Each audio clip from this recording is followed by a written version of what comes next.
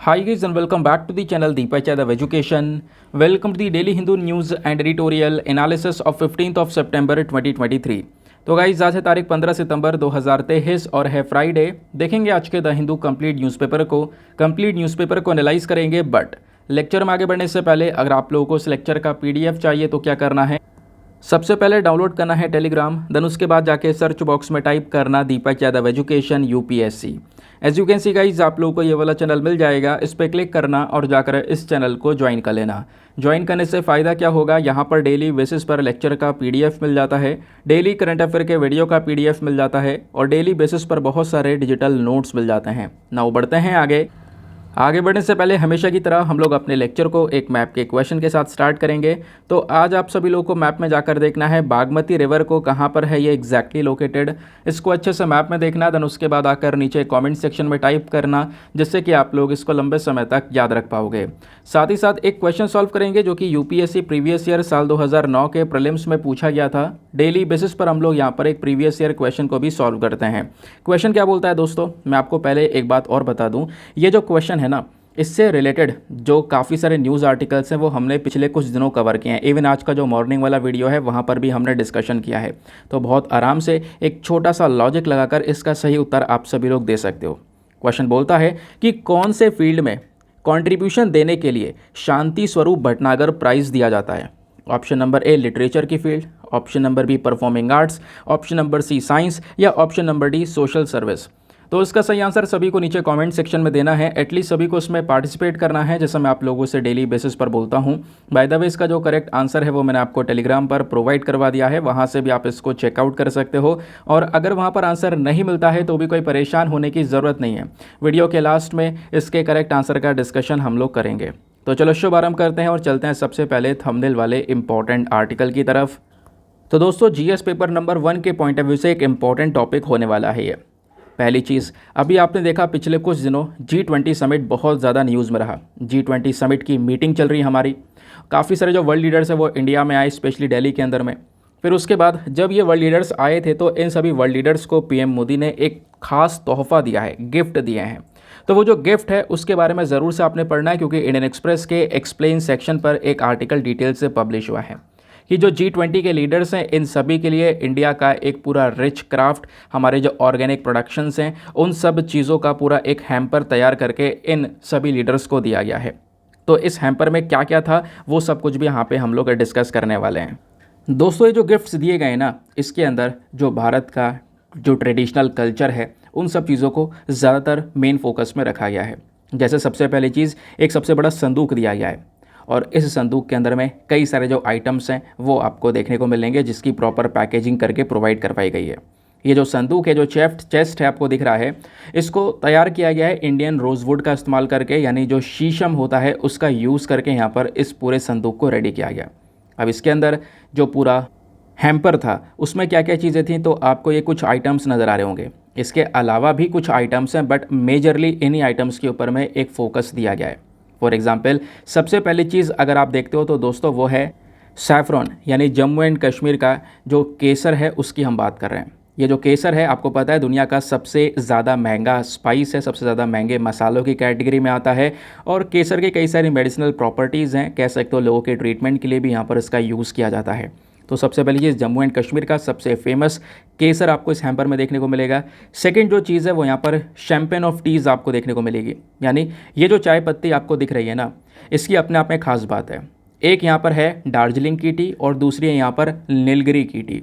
दोनों ही बहुत इंपॉर्टेंट है, क्योंकि जो दार्जिलिंग की टी आपको देखने को मिलती है ये कहीं ना कहीं पूरे दुनिया में सबसे ज़्यादा डिमांडेबल के साथ साथ कह सकते हो सबसे ज़्यादा वैल्यू वाली चाय पत्ती नज़र आती है दार्जिलिंग की टी। ठीक है, तो स्पेशली आपको पता होगा वेस्ट बंगाल के अंदर में जो मिस्टी हिल्स हैं, इन पहाड़ियों पर ये जो दार्जिलिंग टी है इसको पूरी तरह से कल्टीवेट किया जाता है, ग्रो किया जाता है। और लगभग कह सकते हो कि 3000 से लेकर 5000 की फीट की ऊंचाई पर इसकी पूरी खेती चलती है। और ये जो टी होती है ना, इसमें बहुत ही ज़बरदस्त खुशबू आती है, ऐसा भी यहाँ पर बताया जाता है। तो ये दार्जिलिंग वाली टी है। दूसरी जहाँ पे है वो नीलगिरी वाली टी है। नीलगिरी टी कहाँ से आती है आपको नाम से पता चल रहा होगा, ये बेसिकली साउथ इंडिया से आती है।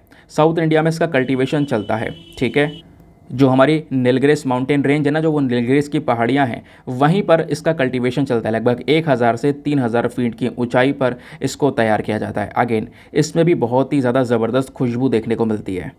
तो दोनों ही जो टी हैं वो बहुत ही ज़्यादा वैल्यूएबल हैं। थर्ड जो चीज़ यहाँ पर इस हैम्पर में रखी गई है वो है अराकू कॉफ़ी।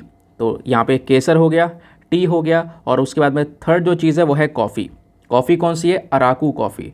अराकू कॉफ़ी दोस्तों आप कह सकते हो बिल्कुल ऑर्गेनिक कॉफ़ी होती है, बिल्कुल शुद्धता से बनाई जाती है, और स्पेशली यहाँ पर आंध्र प्रदेश के अंदर में जो अराकू वैली है ना, वहाँ पर इसको ग्रो किया जाता है, और अराकू वैली में ग्रो करते हैं, इस वजह से इस कॉफ़ी का नाम ही अराकू कॉफ़ी रखा गया है। दूसरी चीज़ दोस्तों, यहाँ पर इस कॉफ़ी को बनाने का तरीका अलग है। जो हमारे किसान होते हैं जो इस कॉफ़ी का कल्टीवेशन करते हैं, वो सारा काम अपने हाथ से ही करते हैं। छोटे छोटे उनके फार्म्स होते हैं, छोटे छोटे खेत होते हैं, वहाँ पर वो नेचुरल तरीके से कॉफ़ी को ग्रो करते हैं। और सबसे इंपॉर्टेंट चीज़, बिना कोई मशीन का, बिना कोई केमिकल के यहाँ पर इस कॉफ़ी को ग्रो किया जाता है। इस वजह से मोस्ट ऑर्गेनिक कॉफ़ी की कैटेगरी में आता है ये अराकू कॉफ़ी। तो ये भी यहाँ पर हैम्पर में रखा गया। और नेक्स्ट चीज़ जो गिफ्ट की गई है यहाँ पर वो है हनी, शहद। और ये जो हनी है ये सुंदरबंस से मंगाया गया है।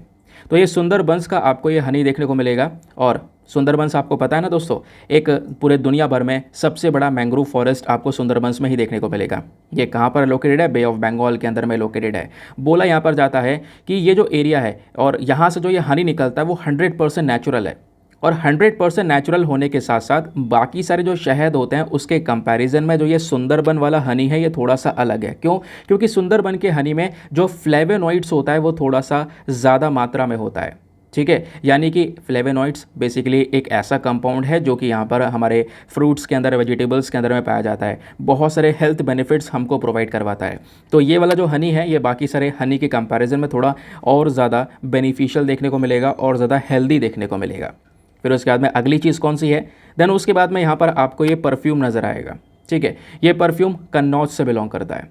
ठीक है, तो यहाँ पर आप कह सकते हो इसको हम लोग जिगराना इतर बोलते हैं। जिगराना इतर ये कन्नौज यानी उत्तर प्रदेश से यहाँ पर आता है। और बोल सकते हैं कि यहाँ पर ये जो परफ्यूम की इंडस्ट्री है वो बहुत ही ज़्यादा पुरानी है दोस्तों।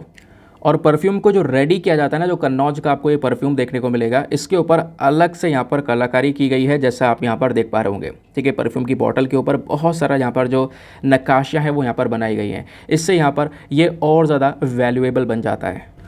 तो कन्नौज का ये परफ्यूम हो गया। देन उसके बाद में इन सब चीज़ों को यहाँ पर एक संदूक में पैक किया गया। इसके अलावा दोस्तों जो कश्मीर से शॉल बिलोंग करता है वो शॉल भी यहाँ पर प्रोवाइड करवाया गया है, जिसको हम लोग पश्मीना शॉल का नाम देते हैं। तो ये जो कश्मीर का पश्मीना शॉल है स्पेशली कौन सी गोट से बनाया जाता है? जो चांगथांग की गोट होती है उसके बालों से यहाँ पर इस वाले शॉल को बनाया जाता है। ये शॉल लगभग कह सकते हो कि केवल और केवल 14,000 फीट की ऊंचाई पर मिलता है। और वहाँ पर जो ये शॉल है रेडी होते हैं, उसी शॉल को यहाँ पर एक गिफ्ट किया गया। और कश्मीरी शॉल के अलावा उसके बाद जो खादी स्कार्फ्स हैं वो स्कार्फ्स भी यहाँ पर दिए गए। आपको पता होगा जो हमारे वर्ल्ड लीडर्स हैं ये जब इंडिया आए थे तो राजघाट भी गए थे महात्मा गांधी जी को ट्रिब्यूट पे करने के लिए। तो उस समय पर पीएम मोदी ने अपने हाथ से जो ये खादी के स्कार्फ्स हैं वो यहाँ पर सभी को पहनाए थे। तो ये खादी स्कार्फ्स भी यहाँ पर दिए गए हैं सभी लोगों को। तो दोस्तों ये कुछ मेजर गिफ्ट्स हैं जो कि प्रोवाइड करवाए गए हैं पीएम मोदी के थ्रू बाकी सारे वर्ल्ड लीडर्स को। गिफ्ट्स के बारे में थोड़ा ध्यान रखना, स्पेशली उनका लोकेशन। जैसे मैंने अराकू कॉफ़ी के बारे में बताया, ठीक है, तो वो हमारी आंध्र प्रदेश की अराकू वैली से यहाँ पर बनती है। तो इस प्रकार से बेसिक जो चीज़ें हैं वो थोड़ी बहुत यहाँ पे ध्यान में रख सकते हो, क्योंकि मैंने काफ़ी सारे आर्टिकल्स देखे और इवन यहाँ पर इंडियन एक्सप्रेस के एक्सप्लेन सेक्शन पर आर्टिकल देखा। हमारे द हिंदू के अंदर में छोटे छोटे कई सारे आर्टिकल्स ऑलरेडी पब्लिश हो चुके हैं कि गिफ्ट्स में ये है वो है ना। तो मैंने एक ही साथ में आपको सारी चीज़ें बता दी हैं यहाँ पर कंबाइन करके।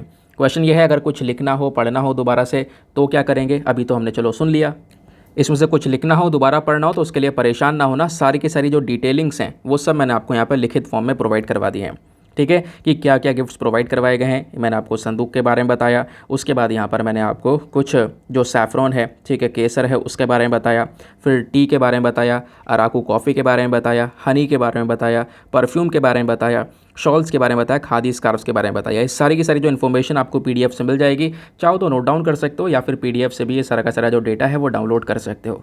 आते हैं अगले आर्टिकल पर। नौ आते हैं नेक्स्ट पेज पर। आज ना छोटे छोटे जो आर्टिकल्स हैं वो बहुत ही दमदार हैं, बहुत सारा इन्फॉर्मेशन उसके अंदर छिपा हुआ है जो कि प्रीलिम्स और मेंस दोनों के पॉइंट ऑफ व्यू से इंपॉर्टेंट हैं। कई सारे आर्टिकल्स ऐसे आए आज के न्यूज़पेपर में जिसको लेकर यूपीएससी प्रीवियस ईयर में कई बार क्वेश्चंस पूछ चुका है। सबसे पहला आर्टिकल आपको यहाँ पर देखने को मिलेगा ये वाला। इसको हम लोग अपने जीएस पेपर नंबर 3 इकोनॉमी के साथ में लिंक कर सकते हैं। रबर क्राइसिस के बारे में दोस्तों बात की जा रही है। जो ये रबर प्रोडक्शन है भारत के अंदर में, ये रबर प्रोडक्शन पिछले कुछ समय पर हिट हुआ है।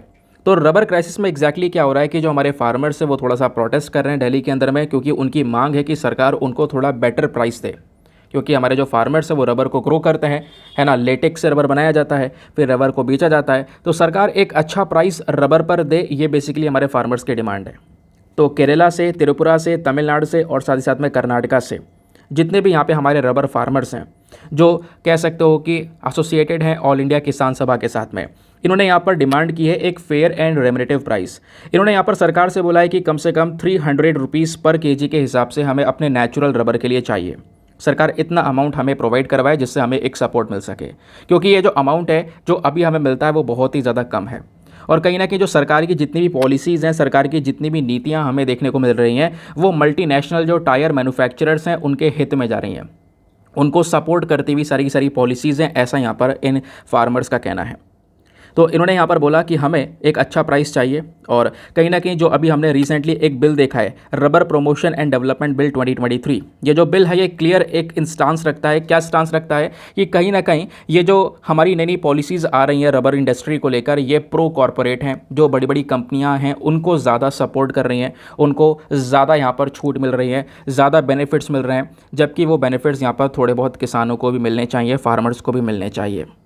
फिर साथ ही साथ AIKS के जो लीडर्स हैं उन्होंने ये भी बोला कि हाल ही में जो कंपटीशन कमीशन ऑफ इंडिया है, दोस्तों पता है ना, कंपटीशन कमीशन ऑफ इंडिया नाम की जो बॉडी है, इसका जो मेन वर्क है वो है हमारे देश के अंदर में एक हेल्दी कंपटीशन को मेंटेन करके चलना। ठीक है, क्योंकि एक हेल्दी कंपटीशन मार्केट के लिए बहुत अच्छा होता है, आपको वैरायटीज़ और बहुत अच्छी क्वालिटी यहाँ पे प्रोवाइड करवाता है। तो कंपटीशन कमीशन ऑफ इंडिया ने क्या किया, कह सकते हो कि जो टायर मैन्युफैक्चरर वाली कंपनी है, उन टायर मैन्युफैक्चरर कंपनी के ऊपर में 1788 करोड़ रुपए का जो फ़ाइन है, इस फ़ाइन को यहाँ पर इनके ऊपर लागू किया। क्यों? क्योंकि ये जो कंपनियां हैं ये कहीं ना कहीं मार्केट के अंदर में काफ़ी ज़्यादा चेंजेस करने की कोशिश कर रही थी, मैनिपुलेट करने की कोशिश कर रही थी। लेकिन जो फ़ाइन यहाँ पे इंप्लीमेंट किया गया CCI के थ्रू, अभी तक यहाँ पर इनसे जो फ़ाइन है वो लिया नहीं गया है। तो ऐसे कई सारे इश्यूज़ हैं, यानी कि ऐसे कई सारे इश्यूज़ हैं जो कि हमें ये दिखाते हैं कि जो आज के समय की पॉलिसीज़ हैं स्पेशली फॉर रबर इंडस्ट्री, वो कहीं ना कहीं किसानों को छोड़कर इंडस्ट्रीज़ के ज़्यादा हित में है। तो इनका कहना है कि हमें एक अच्छा अमाउंट दे दिया जाए, बस हम इतना चाहते हैं। स्पेशली यहाँ पर 300 रुपीज़ पर किलोग्राम से के हिसाब से यहाँ पर इनको नेचुरल रबर का प्राइस मिल जाए। समझ गए? इसलिए यहाँ पर ये प्रोटेस्ट चल रहा है।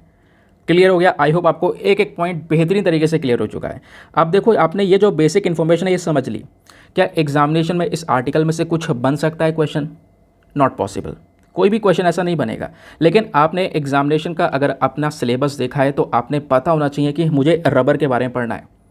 ठीक है, रबर जो नेचुरल रबर इंडस्ट्री है इंडिया में किस प्रकार से ग्रो कर रही है, कौन कंट्रोल कर रहा है, इसको लेकर कौन सा एक्ट है हमारे भारत में, ये बेसिक इन्फॉर्मेशन हैं जो प्रीलिम्स में पूछी ही जाती हैं और जो कि पूछी गई भी हैं पहले।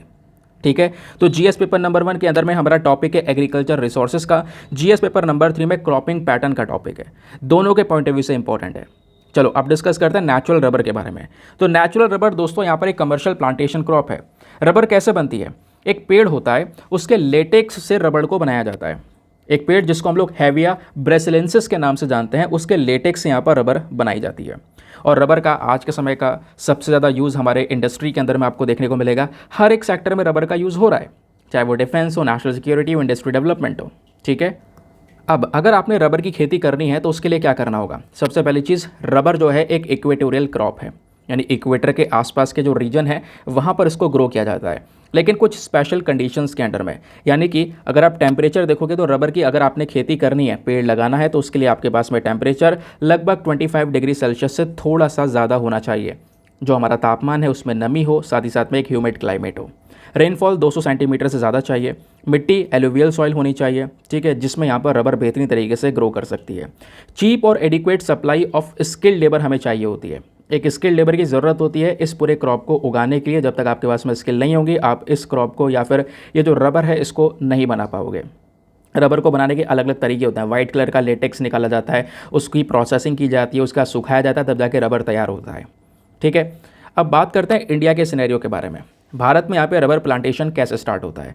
तो जो ब्रिटिशर्स थे, जो अंग्रेज थे, इन्होंने सबसे पहला रबर प्लांटेशन भारत में किया 1902 में, 1902 में। और कहाँ पर किया गया था? जो दोस्तों पेरियार नदी है, पेरियार नदी केरला में है, उसी नदी के किनारे यहाँ पर सबसे पहली बार रबर को ग्रो किया गया था। इसकी प्लांटेशन की गई थी अंग्रेज़ों द्वारा। इंडिया जो है आज के समय पर यानी करेंटली देखें तो छठे नंबर पर आने वाला सबसे बड़ा उत्पादक है इस नेचुरल रबर का, सबसे बड़ा प्रोड्यूसर है, जो कि हम लोग छठे नंबर पर आते हैं। ठीक है, उसके बाद अगर आप डेटा देखोगे 2017-18 में लगभग हम लोगों ने 6,94,000 टन्स के आसपास रबर का प्रोडक्शन किया था। अब भारत में कौन कौन से राज्य ऐसे हैं जहाँ पर सबसे ज़्यादा रबर का प्रोडक्शन होता है? Again very important, Kerala, Tamil Nadu और साथ ही साथ में कर्नाटका, यानी हमारे जो साउथ इंडियन स्टेट्स हैं स्पेशली, वो तीनों स्टेट्स के अंदर में रबर का प्रोडक्शन सबसे ज़्यादा होता है। दूसरी तरफ सरकार ने भी कई सारे इनिशिएटिव्स उठाए हैं रबर इंडस्ट्री को सपोर्ट करने के लिए। For example rubber plantation development scheme हो गया, रबर ग्रुप प्लांटिंग स्कीम हो गया, ये यहाँ पे सरकार के इनिशिएटिव्स हैं रबर इंडस्ट्री को आगे बढ़ावा देने के लिए। दूसरी चीज़ दोस्तों, रबर इंडस्ट्री के अंदर में जो बाहर से इन्वेस्टमेंट आता है, FDI जिसको हम बोलते हैं, जो बाहर के लोग अगर निवेश करना चाहते हैं तो वो कर सकते हैं। लेकिन आपको पता होगा हर एक सेक्टर में जो बाहर का निवेश होता है वो कुछ प्रतिशत होता है, लेकिन रबर इंडस्ट्री में 100% FDI को अलाउ किया गया है कि आप rubber, coffee, tea, cardamom, palm oil, olive tree, इन सब प्लांटेशंस में आप 100% FDI जो दोस्तों है वो अवेलेबल है। अब हमने इंडिया में तो बात कर लिया कौन कौन से राज्य हैं जहाँ पर सबसे ज़्यादा रबर का प्रोडक्शन किया जाता है। अब बात करते हैं दुनिया भर में कौन कौन से देश हैं जहाँ पर सबसे ज़्यादा प्रोडक्शन होता है। तो सबसे बड़े प्रोड्यूसर की जब बात करते हैं तो उसमें आता है Thailand, Indonesia, Malaysia, Vietnam, China और साथ ही साथ में इंडिया। फिर उसके बाद में मेजर कंज्यूमर्स की बात करेंगे। ये तो हो गए प्रोड्यूसर्स जो कि सबसे ज़्यादा उत्पादन करते हैं। अब सबसे ज़्यादा कंजम्पशन यानी सबसे ज़्यादा यूज़ कौन करता है? तो मेजर कंज्यूमर्स में again China, India, USA, Japan, Thailand, Indonesia, Malaysia, आपको ये कंट्रीज़ नज़र आएंगी। समझ गए? अब दोस्तों रबर बोर्ड से संबंधित हमारे पास में एक कानून है जिसको हम लोग रबर एक्ट 1947 के नाम से जानते हैं। तो ये जो रबर बोर्ड है ना, इसको इसी कानून के माध्यम से बनाया गया। और आपको पता है जब भी कोई बोर्ड, जब भी कोई बॉडी किसी लॉ के माध्यम से, किसी एक्ट के माध्यम से बनाई जाती है तो वो स्टैच्यूटरी बॉडी कहलाती है। सिंपल। तो रबर बोर्ड भी क्या है? हमारी एक स्टैच्यूटरी बॉडी है जिसको सरकार ने बनाया इसी रबर एक्ट 1947 के तहत, जिसका मेन मकसद क्या है कि हम अपने देश की, यानी इस बोर्ड का मकसद क्या होगा, देश की जो रबर इंडस्ट्री है उसको पूरी तरह से डेवलप करना। रबर बोर्ड का जो मेन हेड ऑफिस है दोस्तों वो केरला के अंदर जो कोट्टयम नाम की जगह है वहाँ पर देखने को मिलेगा।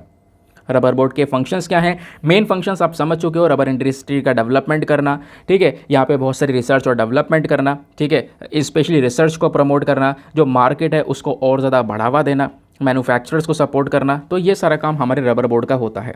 लेकिन इसके अलावा रबर बोर्ड के कुछ और काम भी है, जैसे इनका कुछ काम क्या, कुछ रिस्पॉन्सिबिलिटी भी है।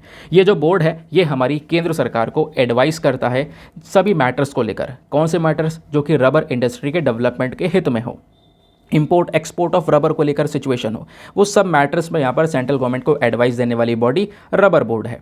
दूसरी, सेंट्रल गवर्नमेंट को और भी परसेप्शंस में यहाँ पर एडवाइस देते हैं, जैसे यहाँ पर कोई इंटरनेशनल कॉन्फ्रेंस में पार्टिसिपेशन वगैरह होना है, ठीक है, तो उसको लेकर भी सारा एडवाइस देने का काम है। प्लस और प्रकार की जो जितनी भी वेरियस एडवाइसेस है वो सारी की सारी एडवाइस यहाँ पे सेंट्रल गवर्नमेंट को देने का काम करती है ये हमारी रबर बोर्ड। अब क्वेश्चन यह है कि सर हमने इतना कुछ डिस्कस किया है, इंपॉर्टेंट है, बिल्कुल इंपॉर्टेंट है, वेस्ट नहीं जाएगा। यूपीएससी ने 2008 में डायरेक्टली एक सवाल पूछा था जो कि मैंने आपको परसों भी दिखाया था, परसों यानी कल दिखाया था, याद नहीं, शायद कल दिखाया था। कल मैंने आपको कॉफ़ी बोर्ड के बारे में पढ़ाया था ना, तो अच्छा लाइन से क्या हो रहा है, परसों टी बोर्ड चर्चा में था, कल कॉफ़ी बोर्ड चर्चा में था और आज रबर बोर्ड चर्चा में। और मैं आपको बता दूं दोस्तों कि तीनों के तीनों को लेकर सवाल पूछा गया, ऐसा ना हो कि कल टोबैको बोर्ड न्यूज़ में आ जाए, ठीक है क्योंकि लगातार ये तीनों लाइन से आए हैं, तीनों दिन हमने डिस्कस किए हैं। अब खैर देखते हैं कल क्या होता है, हो सकता है टोबैको बोर्ड आ जाए न्यूज़ में। अभी दोस्तों यहाँ पे हम जब बात कर रहे हैं क्वेश्चन की, तो एक साइड में आपको सारे बोर्ड्स के नाम दिए गए और दूसरी साइड में आपसे हेडक्वार्टर पूछा गया कि इसका करेक्ट हेडक्वार्टर बताओ। फॉर एग्जांपल कॉफ़ी का जो हेडक्वार्टर है वो बेंगलुरु में ही है, तो यहाँ पर ये करेक्टली मैच है। रबर बोर्ड का हेडक्वार्टर कहाँ पर है? अभी मैंने आपको बताया केरला के अंदर कोट्टयम में स्पेशली, तो यहाँ पर इसका हो जाएगा 3 वाला, ठीक है, 1-3 हो गया। उसके बाद टी बोर्ड का यहाँ पर आपको कहाँ पे देखने को मिलेगा, इसका बोर्ड तो कोलकाता में है, ठीक है, 1-3-4 हो गया। और टोबैको का हेडक्वार्टर यहाँ पर गुंतुर में है, 2 हो गया। तो 1-3-4-2 यहाँ पर इसका सही उत्तर होना चाहिए, आपने सीक्वेंस में लगाना था, मैचिंग करनी थी, तो ऑप्शन नंबर भी 1-3-4-2 इज़ द करेक्ट आंसर। समझ गए? आते हैं नेक्स्ट आर्टिकल पर। ना दोस्तों आगे बढ़ने से पहले एक इंपॉर्टेंट इन्फॉर्मेशन है, अगर आप लोग पेड ग्रुप्स को ज्वाइन करना चाहते हो जो हमने स्टार्ट किए थे आज से 5 महीने पहले, तो आपके पास में बढ़िया चांसेस को ज्वाइन करने का, अगर आप लोग 2024 के प्रीलिम्स के लिए प्रिपेयर कर रहे हो तो। ऑब्वियसली बात है, मेंस के लिए भी प्रिपेयर कर रहे हो तो भी यहाँ पर आपके लिए ग्रुप हेल्प करेगा। तो दोस्तों इस ग्रुप के अंदर में आपको डेली करंट नोट्स PDF वगैरह प्रोवाइड करवाए जाते हैं। फॉर एग्जाम्पल अभी हमने 2 आर्टिकल डिस्कस किए, एक आर्टिकल रबर बोर्ड वाला, उससे पहले वाला आर्टिकल हमने डिस्कस किया G20 के गिफ्ट्स वाला। तो दोनों आर्टिकल्स में आपको पता है जो न्यूज़पेपर के आर्टिकल है वो हमारे काम के नहीं है, आज आप पढ़ोगे कल भूल जाओगे और फिर उसके बाद न्यूज़पेपर को साइड कर दोगे। लेकिन उन आर्टिकल्स में कुछ रेलिवेंट इन्फॉर्मेशन आपके पास में निकल कर आती है, ठीक है। जो बैकग्राउंड डेटा जिसको मैं बोलता हूँ, स्क्रीन पर नीचे की साइड में आप लोग देखते हो, वो सारा का सारा डेटा आपको PDF फॉर्म में कन्वर्ट करके दिया जाता है, ठीक है। और वो PDF जो है दोस्तों वो प्रिंटेबल फॉर्म में PDF होता है। दूसरी बात, वो PDF हिंदी और इंग्लिश दोनों भाषाओं में मिल जाता है। तो आपने नोट्स बनाने की टेंशन नहीं लेनी है कि सर इस वीडियो में बहुत कंटेंट होता है तो हम क्या करें। पहली बात तो UPSC के लिए तैयारी कर रहे हैं तो कंटेंट ज़्यादा पढ़े नहीं है। दूसरी चीज़, यहाँ पर नोट्स कैसे बनाएं तो परेशान ना हो, आपको ये PDF में जो है सारा का सारा डेटा प्रोवाइड करवा दिया जाता है। चाहो तो प्रिंट आउट निकलवा सकते हो PDF का, या चाहो तो आप लोग सीधा ग्रुप में वो PDF पढ़े रहने दे सकते हो, या ग्रुप से भी रीड कर सकते हो। सारे ऑप्शंस आपके पास में खुल जाते हैं। और दोस्तों इस ग्रुप को ज्वाइन करने का जो अमाउंट है ना वो बहुत ही मिनिमम है, आप सभी लोग बहुत आराम से अफोर्ड कर सकते हो। Just 499 for the lifetime access. आपने केवल एक ही बार वन टाइम इन्वेस्टमेंट करना है 499 का, दोबारा कोई पैसा देने की ज़रूरत नहीं है, 6 महीने बाद 1 साल बाद कभी नहीं। आप जो भी यहाँ पर ग्रुप में बेनिफिट्स मिलते रहेंगे वो सब कुछ आप अवेल कर सकोगे। दूसरी चीज़, अब इस ग्रुप को ज्वाइन करने का जो प्रोसेस है वो क्या है, वो इससे भी आसान है। व्हाट्सएप पर जाना, आपको स्क्रीन पर एक नंबर दिया गया है 8534873368। इस नंबर पर मैसेज कर देना कि सर मुझे ये ग्रुप ज्वाइन करना है। आपको वहाँ से रिप्लाई आ जाएगा, पेमेंट का प्रोसेस आपको दे दिया जाएगा, और पेमेंट के प्रोसेस से ज़्यादा इंपॉर्टेंट आपको डेमो वीडियो भी मिलेगा। आप पूरे डेमो वीडियो को अच्छे से देखना, ठीक है। और देखने के बाद में अपने आप को संतुष्ट करने के बाद में, सेटिस्फाई करने के बाद में यहाँ पर आप जो है इसको परचेज़ कर सकते हो, ठीक है दोस्तों। बाकी एक बात मैं हमेशा बोलता हूँ, मेक श्योर करना वीडियो पे जो लाइक का बटन है उसको प्रेस कर देना यार। एक टारगेट होता है हमारा 5000 प्लस लाइक्स का, प्लीज़ आप इसको सपोर्ट कर सकते हो क्योंकि वीडियो डिले हो जाता है यूट्यूब के इशूज़ की वजह से। नाउ अगर आप लोग मेरे साथ में इंस्टाग्राम पे जुड़ना चाहते हो पर्सनली, तो इंस्टाग्राम पे जाना, दीपा यादव एजुकेशन लिखना, मेरा प्रोफाइल मिलेगा। वहाँ पे 13,000 से ज़्यादा लोग ऑलरेडी जुड़ चुके हैं, आप भी मेरे साथ में पर्सनली जुड़ सकते हो। Now next article GS paper number 2 government policies and interventions के पॉइंट ऑफ व्यू से काफ़ी ज़्यादा इंपॉर्टेंट होने वाला है। क्या बात की जा रही है, जितनी भी रिपोर्टेड बर्थ और डेथ होंगी, यानी जितने भी लोगों की मृत्यु होगी या जो भी बच्चा जन्म लेगा, इन सभी लोगों को डिजिटली रजिस्टर किया जाएगा 1 अक्टूबर से। 1 अक्टूबर से इन सभी लोगों का एक डिजिटल डेटा हम लोग तैयार करने वाले हैं, ठीक है। तो जितनी मृत्यु होंगी और जितने भी जन्म होंगे, इन सब का 1 अक्टूबर से जो डिजिटल डेटा है वो रेडी होगा। और इसको लेकर दोस्तों ऑलरेडी जो हमारा registration of birth and death amendment act है 2023 का, वो यहाँ पर आ चुका है। और इस एक्ट ने यहाँ पर मेन फोकस किया है डिजिटल बर्थ सर्टिफिकेट के ऊपर में, यानी किसी भी बच्चे का जन्म होता है तो उसको एक डिजिटल बर्थ सर्टिफिकेट मिलेगा, और वो जो डिजिटल बर्थ सर्टिफिकेट है ये 1 अक्टूबर से देना शुरू हो कर देंगे। और इसी डिजिटल बर्थ सर्टिफिकेट का यूज़ होगा सभी जगह पर। आपने कहीं पर कॉलेज में एडमिशन लेना है, ठीक है, या ड्राइविंग लाइसेंस के लिए अप्लाई करना है, गवर्नमेंट जॉब के लिए अप्लाई करना है, पासपोर्ट्स, आधार कार्ड, वोटर एनरोलमेंट या रजिस्ट्रेशन ऑफ मैरिज, और भी बाकी सारे काम, सभी जगह पर जो आपका यहाँ पर बर्थ सर्टिफिकेट लगेगा वो ये डिजिटल बर्थ सर्टिफिकेट लगा करेगा, जो 1 अक्टूबर से देना स्टार्ट कर दिया जाएगा। समझ गए। अब ये सारा डेटा हम क्यों इकट्ठा कर रहे हैं, यानी मरने वाले का डेटा, पैदा होने वाले का डेटा, ये सारा डेटा यहाँ पर इकट्ठा किया जा रहा है। रीज़न क्या है कि देखो जो हमारे सेंट्रल गवर्नमेंट है उसके पास में एक डेटा होना चाहिए ताकि वो उसके हिसाब से जो स्कीम्स है उसको अपडेट कर सकें। और जो सेंट्रलाइज डेटा है ना दोस्तों, ये जो भी डेटा इकट्ठा होगा इससे हम क्या करेंगे, अपने NPR को अपडेट करेंगे, नेशनल पॉपुलेशन रजिस्टर को अपडेट किया जाएगा, ठीक है। अब NPR क्या होता है दोस्तों, यहाँ पे मैं थोड़ा सा आपको बता देता हूँ कि यह है नेशनल पॉपुलेशन रजिस्टर। यहाँ पर हमारे देश की जो जनसंख्या है उनका सारा डेटा रखा हुआ है। सबसे पहली बार यहाँ पर NPR को तैयार किया गया था 2010 में, और बाद में इसको अपडेट किया गया 2015 में, और 2015 से 2023 आ गया। अभी तक कोई भी इसमें अपडेट नहीं किया गया है। तो ऑलरेडी अगर हम देखें तो 119 करोड़ का, कितने, 119 करोड़ जो भारतीय लोग हैं उन सब का डेटा ऑलरेडी यहाँ पर इस नेशनल पॉपुलेशन रजिस्टर में प्रेजेंट है, ठीक है। अब यहाँ पे बोला यह जा रहा है कि हमें इसे अपडेट करना है, अपडेट करे हुए बहुत साल हो गए। तो ये जो डेटा है बर्थ और डेथ का, ये सारा डेटा यहाँ पर यूज़ किया जाएगा NPR को अपडेट करने के लिए भी। दूसरी चीज़ दोस्तों, अब 1 अक्टूबर से कंपलसरी हो जाएगा हमारे सभी राज्यों के लिए। क्या कंपलसरी हो जाएगा कि उन्हें सभी जो बर्थ और डेथ हो रहे हैं, ठीक है, हमारा जो सिविल रजिस्ट्रेशन सिस्टम जो होता है ना, उसमें जो भी बर्थ एंड डेथ होगा वो सब डेटा उनको शेयर करना होगा एक रजिस्ट्रार जनरल ऑफ इंडिया के साथ में, जो कि हमारे यूनियन होम मिनिस्ट्री के अंडर में काम करता है। तो वो क्या करेगा, वो सारा का सारा जो डेटा है वो एक जगह पर जमा करके रखेगा, तो स्टेट्स को भी यहाँ पर सारा जो डेटा इकट्ठा करना है वो शेयर करना है सेंट्रल गवर्नमेंट के साथ में, ताकि सेंट्रल गवर्नमेंट एक साथ सारा डेटा अपने पास में रेडी करके रख सके। और उस डेटा के हिसाब से अगर हमें कोई स्कीम के अंदर अपडेशन करना है, कोई स्कीम प्रोवाइड करवानी है, लोगों को बेनिफिट्स प्रोवाइड करवाना है, तो वो यहाँ पर काम किया जा सकता है। समझ गए? तो ये जो बिल है वो बिल यहाँ पे आया था रिसेंटली, यहाँ पर एक एक्ट बना, उसके बाद ये सारे के सारे जो काम है वो करे गए। ठीक है, ये मैं ऑलरेडी आपको बता चुका हूँ। ये जो हमारा रजिस्ट्रेशन जो पूरा सिस्टम है डेथ और बर्थ का, वो कैसे काम करेगा, ठीक है, कैसे कैसे डेटा कलेक्ट करना है। एनपीआर के बारे में ऑलरेडी बता चुका हूँ। एनपीआर क्या है? एनपीआर हम लोगों को बेसिकली एक क्लियर पिक्चर देता है पॉपुलेशन के बारे में, जो रियल टाइम पिक्चर है वो हमें ये प्रोवाइड करवाता है। तो अब ये डेटाबेस जब तैयार हो जाएगा तो अगेन हमें फिर से रियल टाइम डेटा मिला करेगा कि हमारी जो पॉपुलेशन है उसका जो सिनेरियो है हमारे देश में वो एग्जैक्टली क्या देखने को मिलता है। प्लस आपको पता होगा दोस्तों, यहाँ पर इसमें आधार ऑथेंटिफिकेशन को भी बोल दिया गया है। ठीक है, या आधार ऑथेंटिफिकेशन मतलब कि जैसे किसी का बर्थ हो रहा है, किसी का जन्म हुआ है, तो यहाँ पर उसके जो पेरेंट्स है वो यहाँ पे अपना जो आधार नंबर है वो यहाँ पर अपडेट करवाएंगे, आधार नंबर प्रोवाइड करवाएंगे। ठीक है, तो इस प्रकार का जो आधार ऑथेंटिफिकेशन है उसको भी यहाँ पर लागू कर दिया गया है। अब देखेंगे 1 अक्टूबर से किस तरीके से यहाँ पर ये इंप्लीमेंट होना स्टार्ट हो जाएगा। तो ये आर्टिकल था, आर्टिकल का बैकग्राउंड डेटा ऑलरेडी मैंने यहाँ पर मेंशन कर दिया है, वही चीज़ मैंने आपको एग्जैक्टली एक्सप्लेन भी कर दी है। आते हैं अगले आर्टिकल की तरफ। नेक्स्ट आर्टिकल एग्जामिनेशन के पॉइंट ऑफ व्यू से अगेन बहुत इंपॉर्टेंट है। जीएस पेपर नंबर 3 इकोनॉमी से आप इसको लिंक कर सकते हो। आज इकोनॉमी के कई सारे आर्टिकल्स आपको देखने को मिलेंगे, लेकिन ये इकोनॉमी के साथ साथ जीएस पेपर नंबर 2 जो गवर्नमेंट स्कीम्स है वहाँ से भी लिंक किया जाएगा, क्योंकि स्पेशली हम एक स्कीम के बारे में बात करेंगे, दैट इज़ PMMSY।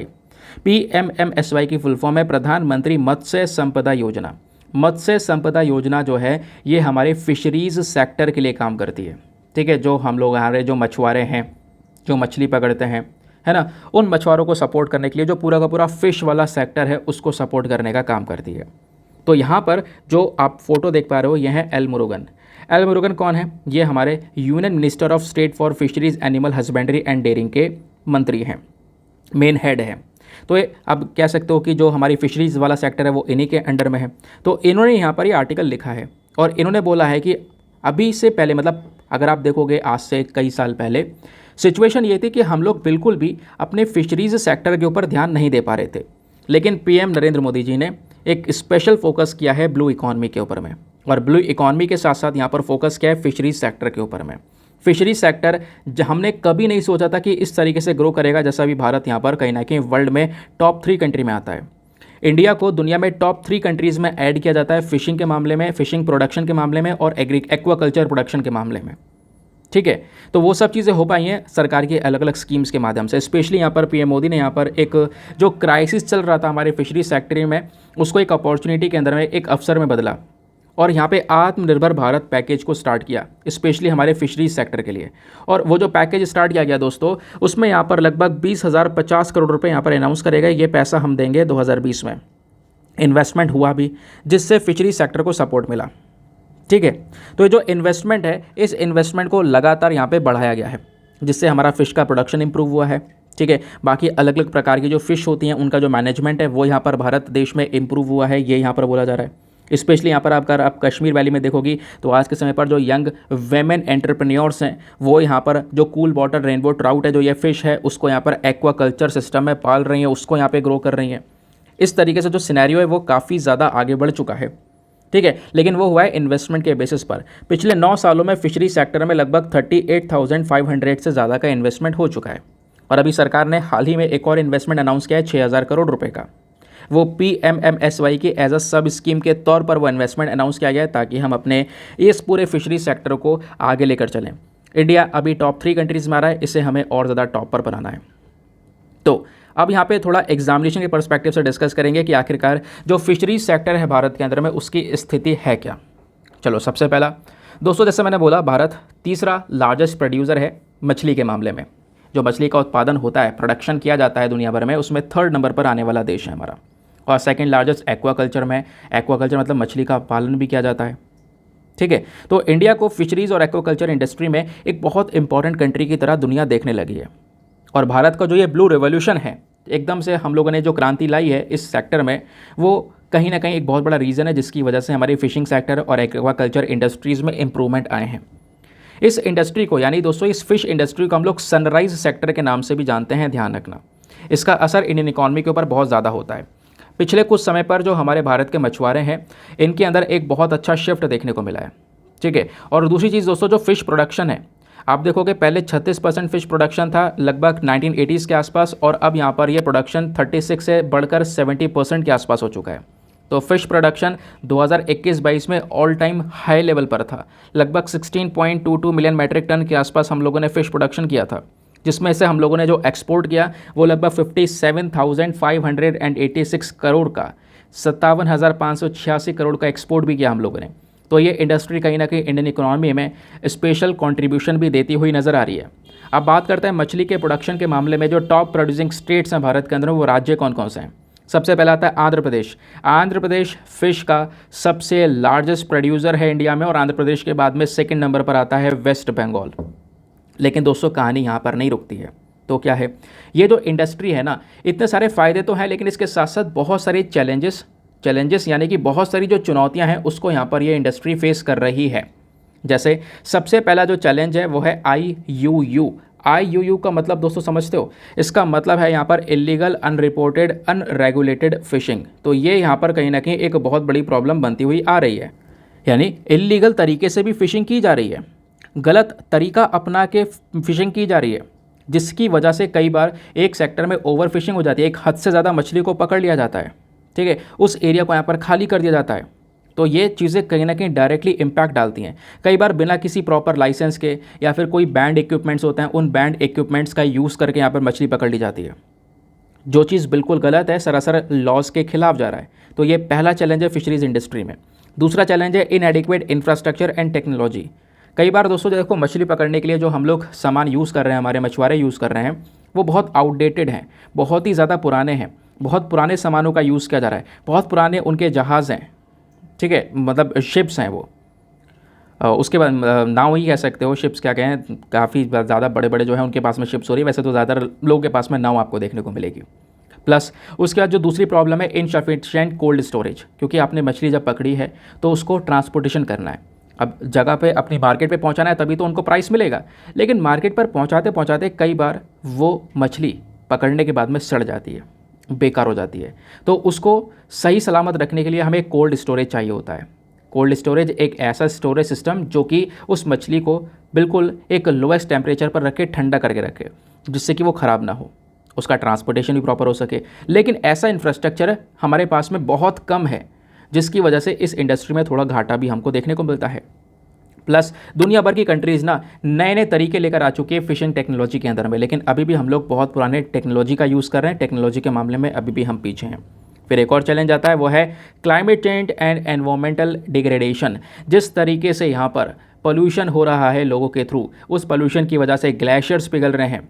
हमारे ग्लेशियर्स, ये बर्फ़ पिघलने के बाद में वो सारी की सारी पानी में तो जा रही है, इससे समुद्र का स्तर बढ़ रहा है, समुद्र का टेम्परेचर बढ़ रहा है। तो समुद्र के टेम्परेचर बढ़ने की वजह से ओशन में एसिडिफिकेशन हो रहा है, ओशन का पूरा नेचर बदल चुका है, और नेचर बदलने की वजह से जो मछलियों की पॉपुलेशन है वो भी धीरे धीरे कम होती हुई चली जा रही है। तो ये भी एक बहुत बड़ा चैलेंज है फिशरीज़ इंडस्ट्री के अंदर में दोस्तों।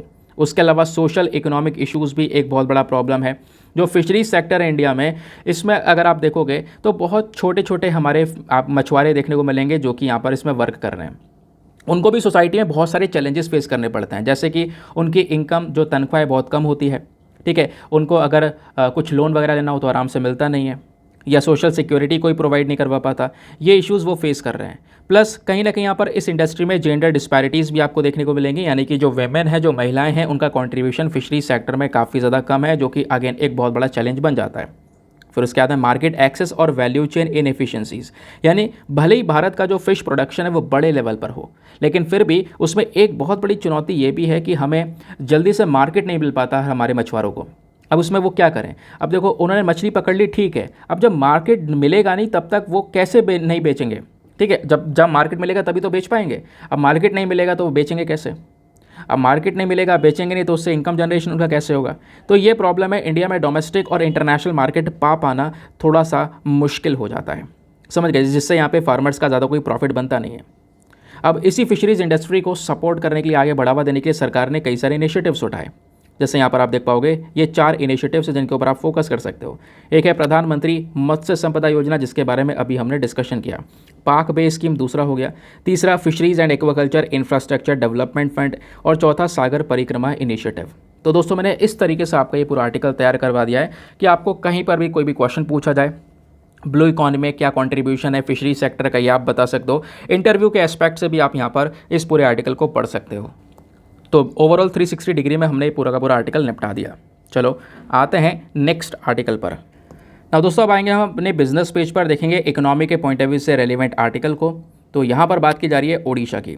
तो ओडिशा की सरकार ने स्पेशली एक नई सब्सिडी के बारे में बताया है, एक ऐसी सब्सिडी जिसके माध्यम से जो स्टील सेक्टर है उस स्टील सेक्टर में बहुत सारा इन्वेस्टमेंट ओडिशा में आएगा। तो ओडिशा की सरकार ने एक सब्सिडी स्कीम के बारे में इन्फॉर्मेशन शेयर कर दी है, जिसके माध्यम से वो बहुत सारा इन्वेस्टमेंट और उस इन्वेस्टमेंट के माध्यम से ओडिशा की जो स्टेनलेस स्टील इंडस्ट्री है उसको और ज़्यादा आगे बढ़ाया जा सकेगा। ये जो स्कीम है ये कहीं ना कहीं यहाँ पे 20% का capital investment subsidy electricity duty को लेकर छूट देने का काम करने वाली है, जिससे यहाँ पर इस इंडस्ट्री में जैसे यहाँ पे सरकार छूट देगी इस इंडस्ट्री के अंदर में बहुत सारा इन्वेस्टमेंट आएगा ताकि इंडस्ट्री ग्रो कर सके।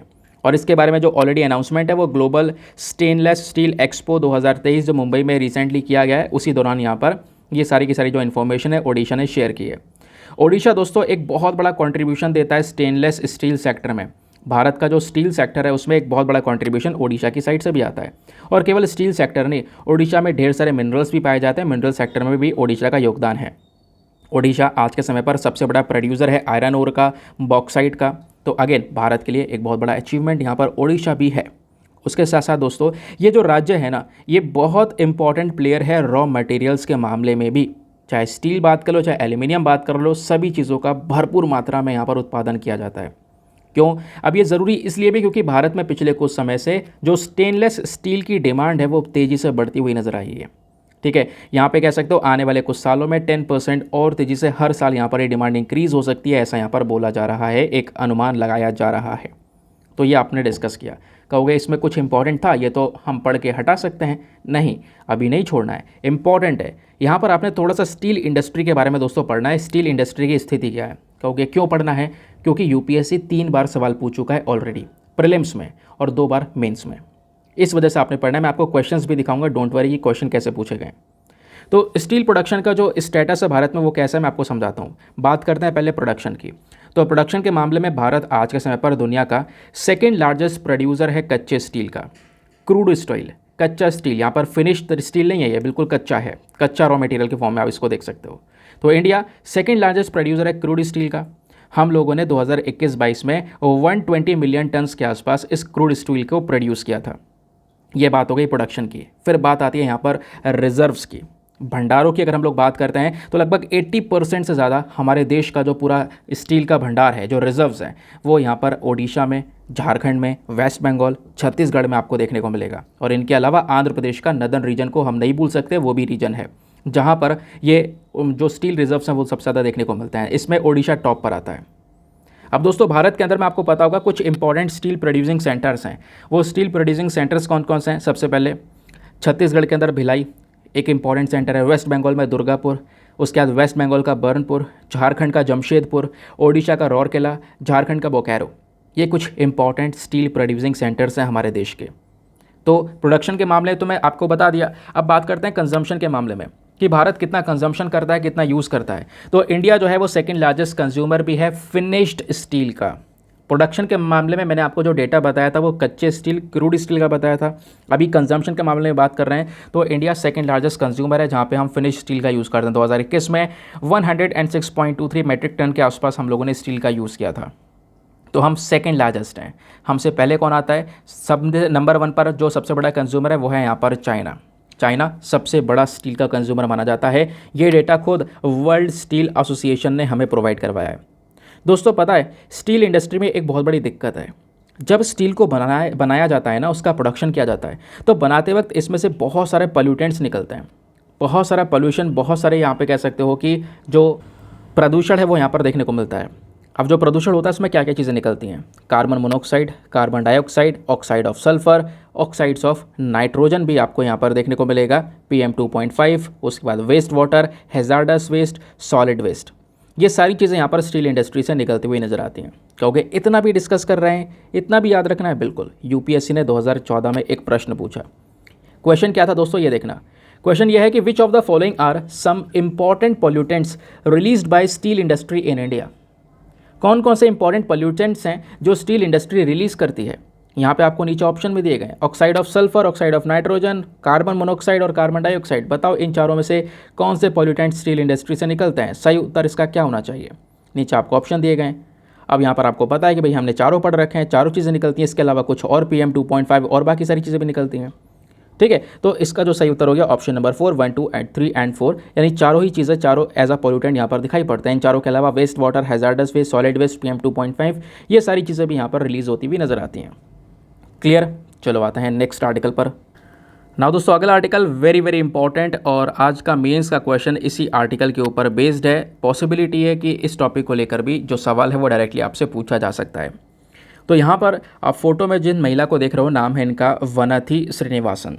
तो एक BJP की लीडर हैं जो कि तमिलनाडु से आती हैं। इन्होंने यहाँ पर मुद्दा उठाया है विमेन रिजर्वेशन बिल का। इन्होंने बोला है कि अब की बार पार्लियामेंट का एक स्पेशल सेशन बैठने वाला है, जिसके बारे में ऑलरेडी मैं आपको बता चुका हूँ। तो सर 18 सितंबर से 22 सितंबर तक ये पार्लियामेंट का स्पेशल सेशन चलेगा। इस स्पेशल सेशन में इनकी एक आशा है, क्या आशा है कि हो सकता है कि वेमेन रिजर्वेशन बिल के ऊपर भी डिस्कशन किया जाए, इस बिल को भी लेकर आया जाए। अब ये वेमेन रिजर्वेशन बिल, महिला आरक्षण की बात की जा रही है, तो ये महिला आरक्षण किस चीज़ में, तो यहाँ पे बात करें पॉलिटिक्स में। ठीक है, हमारे जो हाउसेस हैं, हमारा जो यहाँ पर पार्लियामेंट है, पार्लियामेंट में यहाँ पर महिला को एक रिजर्वेशन मिलना चाहिए। एक अमाउंट की जो सीट, एक नंबर ऑफ सीट यहाँ पर रिजर्व कर देनी चाहिए महिला के लिए, जिससे क्या होगा, जो महिला का रिप्रेजेंटेशन है पॉलिटिक्स में वो और ज़्यादा यहाँ पर इंक्रीज़ होता हुआ नज़र आएगा। समझ गए।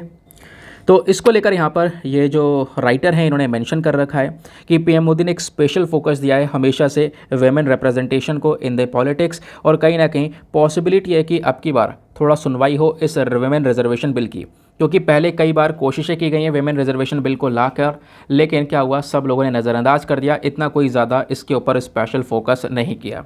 लेकिन हमारे पास में सबूत है कि जब क्योंकि आपको पता है पंचायत में रिजर्वेशन रखा गया, तो पंचायत के अंदर जब रिजर्वेशन लेकर आया गया तो उससे जो गवर्नेंस सरकार का वो इम्प्रूव हुआ, काम करने का तरीका इम्प्रूव हुआ। तो पॉसिबिलिटी है कि आगे भी अगर हम लोग यहाँ पर बड़े लेवल पर हमारे पार्लियामेंट में महिलाओं के लिए रिजर्वेशन लेकर आते हैं तो इससे भी अगेन बहुत सारे जो बेनिफिट्स हैं वो यहाँ पर मिलेंगे, क्योंकि पार्लियामेंट में आज के समय में हमारे जो पड़ोसी देश हैं नेपाल, बांग्लादेश, उनसे भी ज़्यादा कम रिप्रेजेंटेशन महिलाओं का भारत में देखने को मिलता है पार्लियामेंट के अंदर में।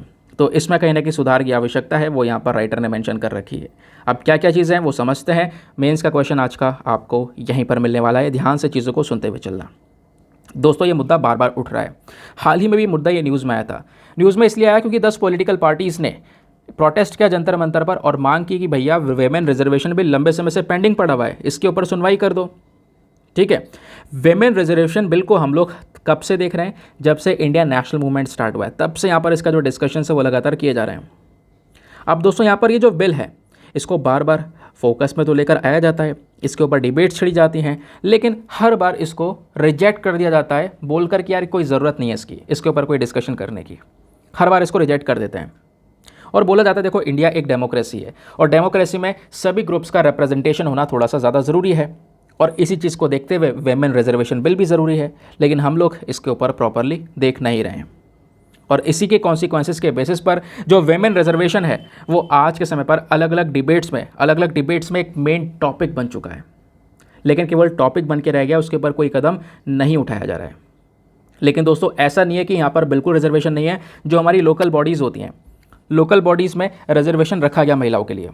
इसके लिए यहाँ पर क्या हुआ, national perspective plan for women, ये जो बॉडी थी इन्होंने रिकमेंडेशन दिया 1988 में और बोला कि जो स्पेशली हमारे पंचायत हैं, पंचायत से लेकर हमारे पार्लियामेंट तक, यानी लोकल लेवल की गवर्नमेंट से लेकर नेशनल लेवल की गवर्नमेंट तक हमारे पास में रिजर्वेशन होना चाहिए फॉर वेमेन।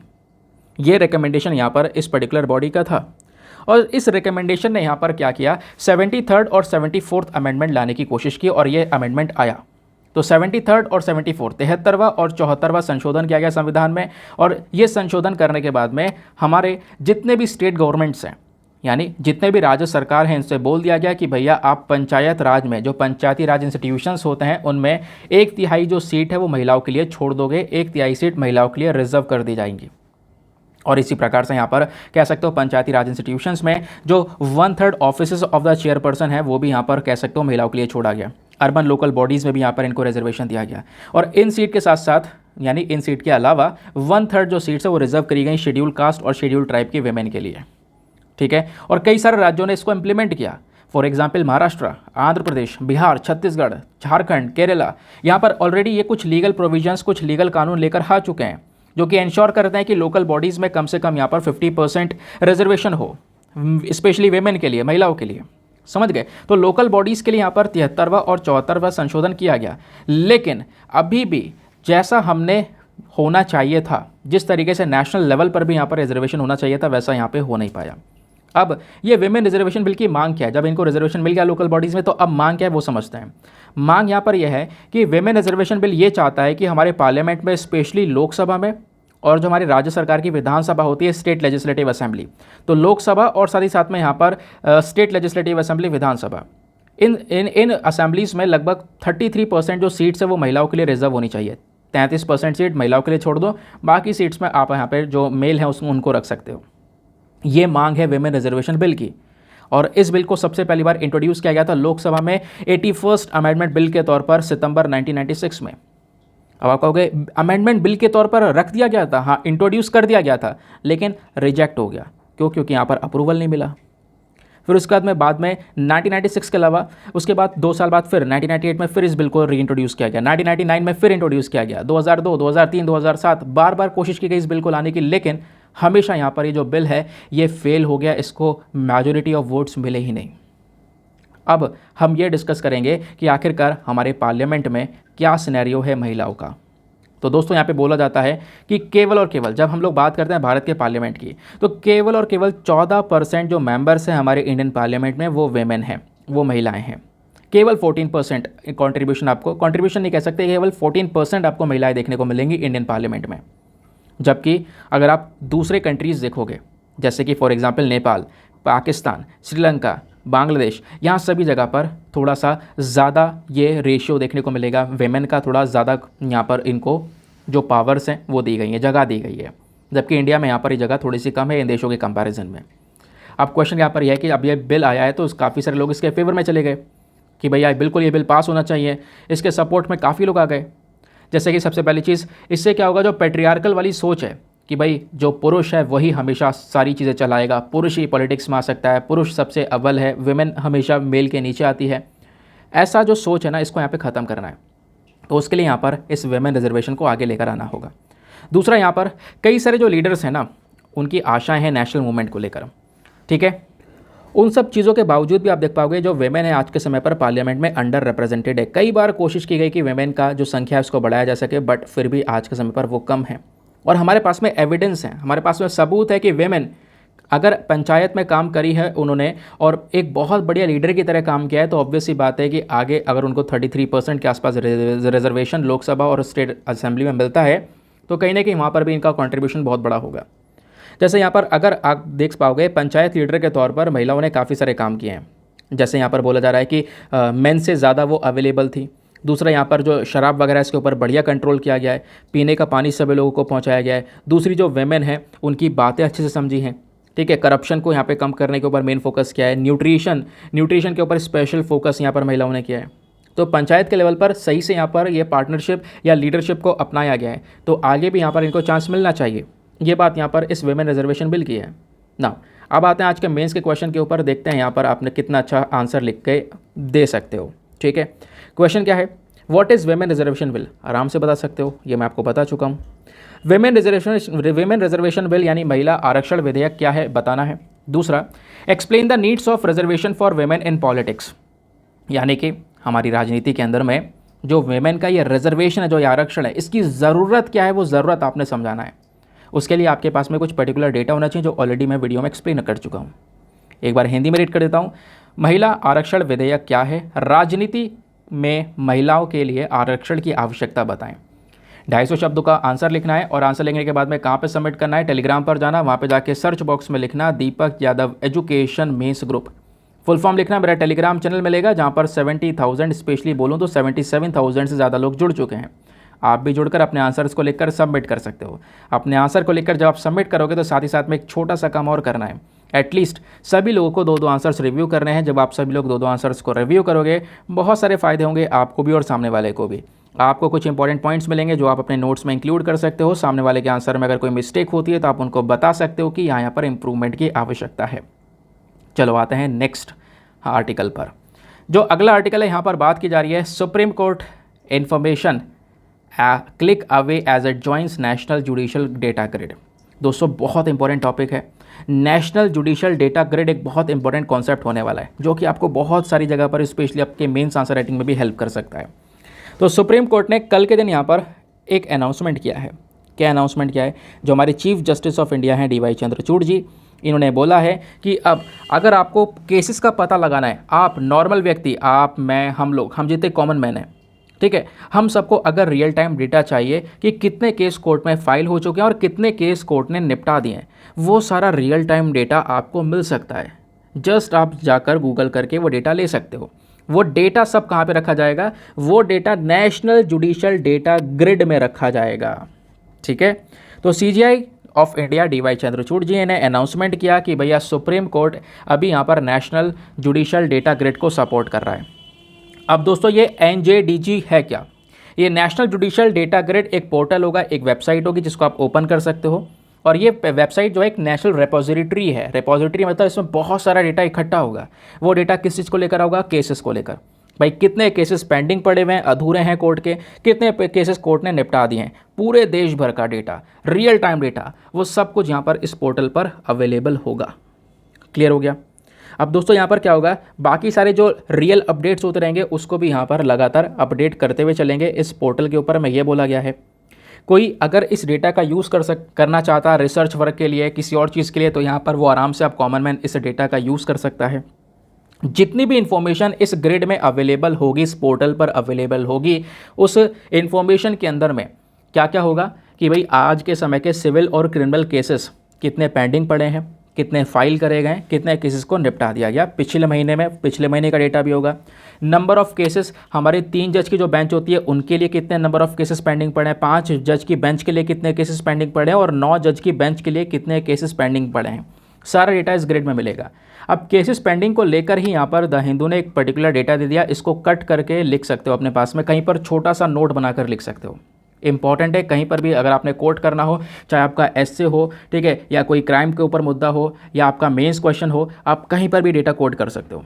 तो केसेस पेंडिंग की अगर हम लोग बात करते हैं तो 2023 के अगर अंदर हम देखें तो जो टोटल केसेस पेंडिंग है 2023 में वो लगभग 64 था। केवल 2023 की बात कर रहा हूँ, 2023 में लगभग 64,854 रजिस्टर्ड केसेस हैं, ठीक है, जो कि पेंडिंग हैं, और 15,490 अनरजिस्टर्ड केसेस हैं जो कि जिनकी रजिस्ट्री होनी बाकी है, ये भी पेंडिंग है, स्पेशली हमारे टॉप कोर्ट में। सुप्रीम कोर्ट का जो यहाँ पर कह सकते हो एक पेज है इस NJDG के अंदर में, जो हमारा डेटा ग्रिड है इसके अंदर जो सुप्रीम कोर्ट का पेज है उसमें यह दिखाया गया है कि 583 कितने 583 3 जज बेंच मैटर्स अभी यहाँ पर देखने को बाकी हैं। 288 5 जज बेंच मैटर्स, यानी जिस पे 5 जज बैठ कर यहाँ पर सुनवाई करते हैं, ठीक है। फिर ऐसे यहाँ पर 21 मैटर्स आपको 7 जज बेंच वाली केसेस के देखने को मिलेंगे। 135 मैटर 9 जज वाली हैं जिस पे 9 जज बैठ के सुनवाई करेंगे। तो ऐसे केसेस पेंडिंग पड़े हैं। इवन जो अगस्त का महीना है, जो हमारा अगस्त का महीना निकला है, इसमें सुप्रीम कोर्ट में जो केसेस फाइल करे गए थे वो 5,412 थे, जिसमें से यहाँ पर पिछले महीने हम लोगों ने 533 केसेस को निपटाया। तो चीफ जस्टिस का कहना यहाँ पर यह है कि आपको स्पेशल सारा का सारा जो डेटा है हमारे सुप्रीम कोर्ट को लेकर वो नेशनल जुडिशियल डेटा ग्रिड में प्रोवाइड करवाया जाएगा, एक वेबसाइट जो कि यहाँ पर लोगों की हेल्प कर सकती है। अब दोस्तों यहाँ पर इसके बारे में कुछ लिखना हो तो क्योंकि एग्जामिनेशन के लिए इंपॉर्टेंट आर्टिकल है तो इसके बारे में सारा का सारा जो इन्फॉर्मेशन है वो मैं आपको यहाँ पर लिखित में प्रोवाइड करवा चुका हूँ। बस स्क्रीन पर आप नीचे देख सकते हो, एक सेकंड रुक जाओ, ये आप लोग यहाँ पर स्क्रीन पर नीचे की साइड में देख सकते हो, यह है हमारा नेशनल जुडिशियल डेटा ग्रिड, ठीक है।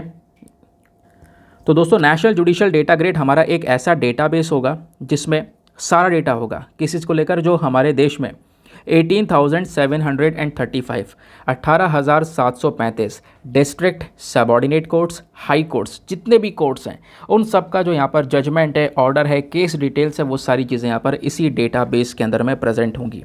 और इस डेटा को रियल टाइम बेसिस पर अपडेट किया जाएगा, यानी कि जैसे जैसे समय बढ़ता रहेगा इसको अपडेट करते रहेंगे ताकि आपको एक अपडेटेड इन्फॉर्मेशन मिलती रहे कि इस समय पर एग्जैक्टली हमारे कोर्ट्स में केसेस की क्या स्थिति चल रही है। तो उसके फीचर्स क्या है ऑलरेडी हम डिस्कस कर चुके हैं, कुछ ज़्यादा खास इंपॉर्टेंट नहीं है। इंपॉर्टेंस क्या है वो भी, इसका महत्व ऑब्वियस सी बात है। देखो ये क्या करेगा, एक मॉनिटरिंग टूल की तरह काम करेगा। हमारे पेंडेंसी ऑफ केसेस को लेकर जो बार बार इन्फॉर्मेशन है वो यहाँ पर लेकर आएगा सामने। इससे क्या होगा, पेंडेंसी ऑफ केसेस को जल्दी निपटाने की जो कोशिश है वो भी यहाँ पर की जाने वाली है। ठीक है, आगे आते हैं नेक्स्ट आर्टिकल पर। ना दोस्तों एडिटोरियल पर आएंगे तो इकलौता एडिटोरियल आपको काम का ये देखने को मिलेगा, लेकिन ये ऑलरेडी हम डिस्कस कर चुके हैं। इस एडिटोरियल में दोस्तों बात की जा रही है शांति स्वरूप भटनागर प्राइज़ के बारे में, जिसको लेकर आज का प्रीलिम्स का क्वेश्चन भी था। तो शांति स्वरूप भटनागर प्राइज़ हमारे साइंस वाली जो सेक्टर होता है, साइंस वाली जो फील्ड होती है, उस फील्ड में ये प्राइज़ दिया जाता है। ठीक है, तो उसके बारे में कुछ इन्फॉर्मेशन दी गई है और यहाँ पे राइटर का कहना है कि जो साइंस अवार्ड है ना, इसका मेन मकसद होना चाहिए कि हमारे यंग साइंटिस्ट को और ज़्यादा एंकरेज किया जा सके।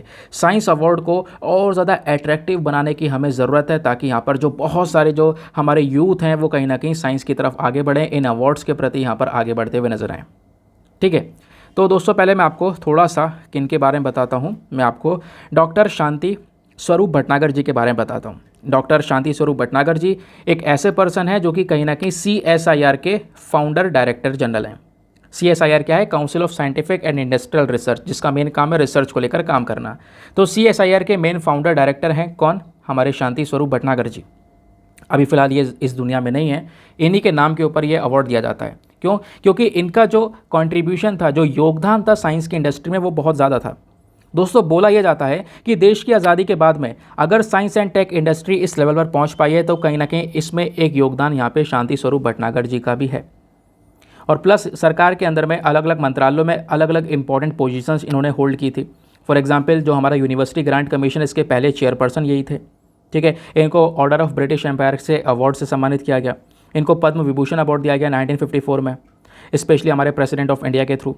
तो ये जो अवार्ड है किस कैटेगरी में दिया जाता है, साइंस कैटेगरी में दिया जाता है। तो यूपीएससी का 2009 का क्वेश्चन यही था कि भाई यहाँ पर कौन सी फील्ड के कंट्रीब्यूशन के लिए शांति स्वरूप भटनागर प्राइज़ दिया जाता है। तो उसका सही उत्तर क्या है, ऑप्शन नंबर सी, साइंस के फील्ड के लिए यहाँ पर यह अवार्ड दिया जाता है। सिंपल दोस्तों, तो इस प्रकार से यहाँ पर आप देख पाओगे क्वेश्चन पूछ लिया गया था। अब CSIR के फाउंडर थे, तो CSIR क्या है थोड़ा सा ये भी डिस्कस कर लेते हैं। यह है council of scientific and industrial research, एक सबसे बड़ी रिसर्च और डेवलपमेंट ऑर्गेनाइजेशन है भारत की। ठीक है, जो कि पूरे हमारे देश में काम करती है। इसकी 37 नेशनल लेबोरेटरीज़ हैं, 39 कुछ सेंटर्स हैं, 3 इनोवेशन कॉम्प्लेक्सेस हैं और 5 अलग अलग यूनिट्स हैं। इस CSIR को कौन फंड करता है, Ministry of Science and Tech यहाँ पर इसको फंड करती है। CSIR का मेन काम क्या है, इसका मेन काम है यहाँ पर हर एक सेक्टर में एक बहुत बड़ा कंट्रीब्यूशन देना, स्पेशली साइंस के सेक्टर में काम करना। ठीक है, हमारा chemical, drug, genomic, biotechnology, nano technology, इसकी जो लेबोरेटरीज़ हैं है ना, उन सेक्टर्स में ये काम करती हैं। इसको सितंबर 1942 में एस्टेब्लिश किया गया था। इसका हेडक्वार्टर न्यू दिल्ली में है। इसके स्ट्रक्चर की बात करेंगे तो इस बॉडी के यानी इस CSIR के जो प्रेसिडेंट होते हैं वो हमारे प्रधानमंत्री होते हैं। इस बॉडी का वाइस प्रेसिडेंट हमारे union minister of Science and technology होते हैं। इस बॉडी की जो गवर्निंग बॉडी होती है, उस गवर्निंग बॉडी के एक मेंबर होते हैं director general. Director general basically head होते हैं गवर्निंग बॉडी के। बाकी कुछ और मेंबर्स भी होते हैं जिनको 3 साल के यहाँ पर अपॉइंट किया जाता है CSIR के अंदर में। तो CSIR का मेन ऑब्जेक्टिव क्या है, मैंने आपको बता दिया। मेन काम है हमारा साइंस एंड टेक को और ज़्यादा आगे बढ़ाना, उसमें स्पेशली रिसर्च और डेवलपमेंट के ऊपर में एक स्पेशल फोकस करना।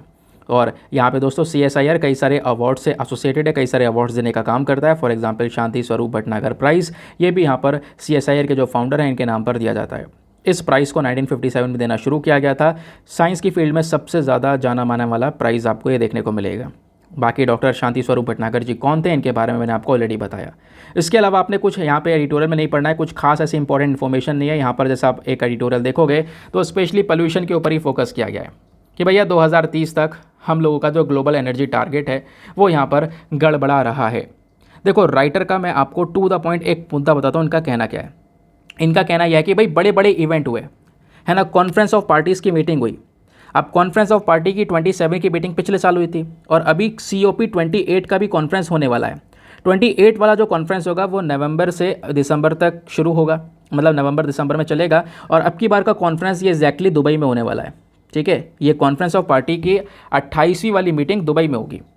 दोस्तों ये कॉन्फ्रेंस ऑफ पार्टीज़ की जो मीटिंग होती है इसमें स्पेशल फोकस क्या होता है, पोल्यूशन को टैकल करना, क्लाइमेट चेंज से लड़ना, ये एक स्पेशल फोकस होता है। राइटर बोलती हैं कि हम लोग जो डेवलपिंग कंट्रीज़ हैं वो डेवलपिंग कंट्रीज़ कहीं ना कहीं डेवलप्ड कंट्रीज से आगे बेवकूफ़ बन जाती हैं। भाई ये जो टारगेट है दुनिया भर का होना चाहिए पोल्यूशन से लड़ना। अब होता क्या है कि जैसे भारत ने यहाँ पर अपना एक कमिटमेंट दे दिया कि भैया 2030 तक हम पोल्यूशन कम करेंगे और 2070 तक हम नेट ज़ीरो टारगेट को अचीव कर लेंगे। नेट जीरो टारगेट को अचीव करने का मतलब है 2070 के बाद में कोई भी प्रदूषण भारत पैदा नहीं करेगा। ऐसे टारगेट्स हमने बड़े बड़े टारगेट्स दे दिए, 2030 के लिए, 2070 के लिए सेट कर दिए। 2030 तक हम अपनी ज़्यादा से ज़्यादा जो एनर्जी होगी वो रिन्यूएबल एनर्जी का यूज़ करेंगे। रिन्यूएबल एनर्जी में स्पेशली जो हमारी सोलर एनर्जी है या विंड एनर्जी है उसका स्पेशल यूज़ करेंगे। ऐसे हमने बड़े बड़े टारगेट सेट कर लिए।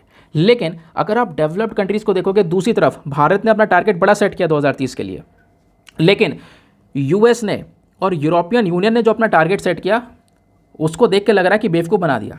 ये अपने टारगेट को नहीं सेट कर रहे हैं, ये अपने टारगेट को ज़्यादा नहीं बता रहे हैं, लेकिन जबकि डेवलपिंग कंट्रीज़ बता रही हैं।